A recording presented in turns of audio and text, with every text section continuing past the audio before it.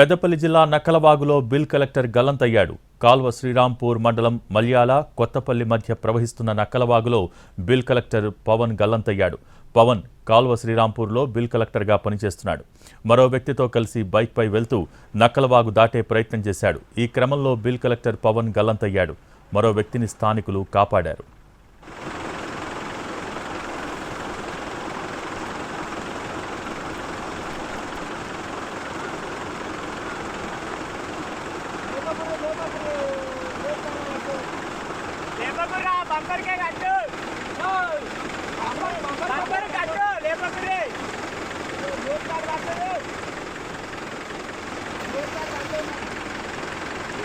ఆయన గీతాచా ఈయన గీతాచా గీ దొడ్డే నాకు అడుగు పక్క దొడ్డే నాకు మరి బాగా చేస్తాను పని నొప్పి మరి అదే గీతాచా